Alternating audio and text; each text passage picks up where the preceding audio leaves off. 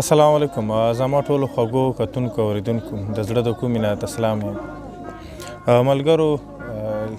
تاسو ته پته دی چې دنیا کې په مختلفو ملکونو کې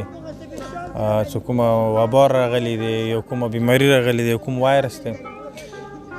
دا انتهایی د طبیعي والا شاید. افسوس مو ته په دې خبرې دی چې یاره بحثیت مو پاکستانی قوم هر چی شي کې اختلاف لرو، مو سیاست کې د یو بل سره اختلاف لرو، په نظریو کې د یو بل سره اختلاف لرو، په شخصیت کې د یو بل سره اختلاف لرو،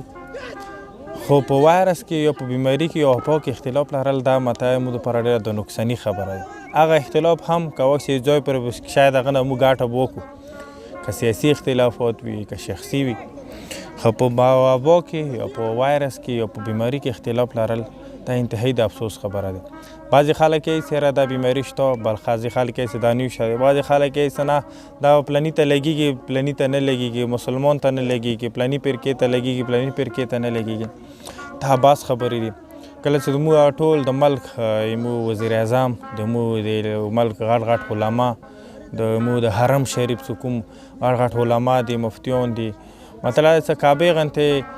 طواف هغه د دې د بیماري وجې نه بندېدلی شي، د جوماتونه بندېدلی شي، او هر هغه اکټیویټي که هغه مذهبي وي که سیاسي وي هغه بندېدلی شي، بازارونه بند شولو.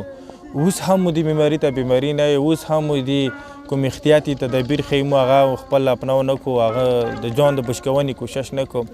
ورونو که یو ستړي سره د یو مسلمان زړه خوشحالېږي ښه خبره دی، خو که به یو ستړي سره یو مسلمان سړي ته ضرر رسېږي، نقصان رسېږي، د هغه بچیو ته ونه نقصان رسېږي، هغه ونه بیمارېږي، د هغه ونه بچه بیمارېږي، نو دا هم مطلب دا دی د خدای په قانون کې ښه شی نه دی.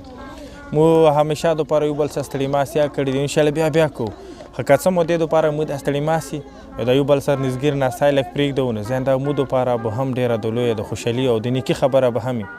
او دې نه علاوه اکثر څومره هم مو مسافر وروڼه دي هغو ته مو سپیشلي دا میسج دی چې اول خو تاسو خپل ټولو کورونو ته ټلیفونونه وکړو، ټول کورونو والا په دې خبرې پوه کړو چې دا بیماري ته دې نه بچ کېدل ضروري دي، ټولو ته ضروري دی. نو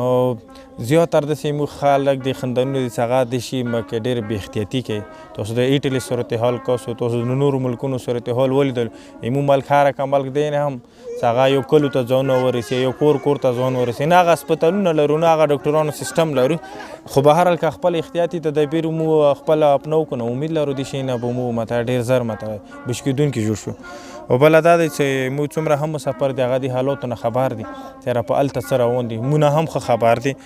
تاسو ته هم مو دا ریکویسټ دی چې یاره یو وخته پرې تاسو هم د خپل کلو ته یا د علاقو ته د راتګ نه پرهیز وکړو. اوس هم دلته زموږ په علاقې کې یو کیس راغلی و د څمکني یو مسافر، لکه علاقې کې یو لوی ټینشن یې جوړ کړی، کور والا دپاره هم هغه مسافر دپاره هم د که څه وخته پرې د چټیانو کې هم تاسو ګیپ وساتو، موږ هم د یو بل سره نستي کې ګیپ وساتو. او په دې شي کې حکومت سره تعاون نه، دا ځان سره تعاون دی.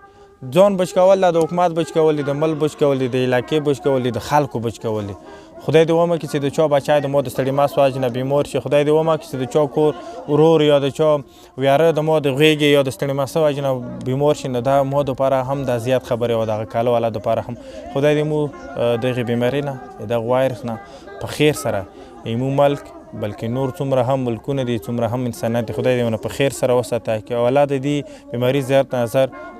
یو شفا والا علاج را وبسته کړي. ډېره مننه، خوشحال بریالي اوسئ.